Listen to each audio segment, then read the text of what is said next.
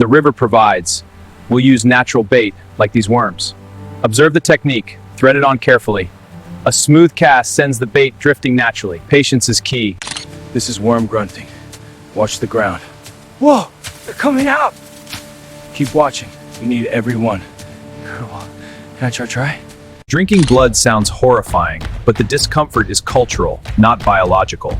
Fresh bison blood is rich in heme iron, absorbed 2 to 3 times higher than plant iron. The third thing, rendering bone marrow and bone grease. This is where the real engineering happened, the part that reveals just how sophisticated these people actually were.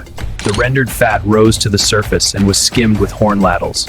One ethnographic record from Numia documented the scale of labor involved. 60 pounds of schiedland. The word comes from the Cree language, and the product itself was the logistical backbone of the entire North American fur trade.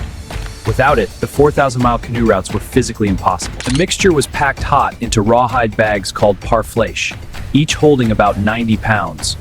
One buffalo yielded one 90-pound bag.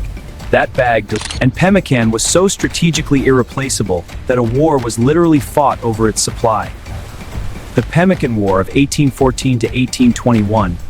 If you're finding this valuable, hit like right now. Here is the part that should genuinely make you angry, because modern survival culture still instructs people to hunt lean game and eat it plain. That advice can kill you. The body becomes overwhelmed.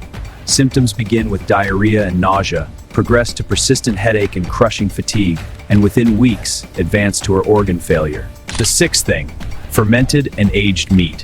Mountain men didn't always have access to fresh kills. What they had was often old, sometimes putrid by modern standards. The fermentation process begins breaking down collagen and connective tissue, effectively pre-digesting protein.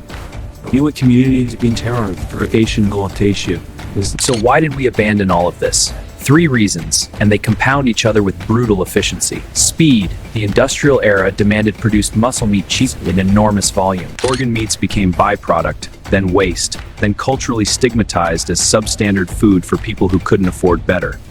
Each one quietly stripped for duration, can. Now here is what you can actually do with this knowledge. Option 1, the easiest starting point, find a source for quality organ meats. Grass-fed beef legrams is available in the vitamin as repeats for lean beef, ideally eye of round, and beef tallow or suet.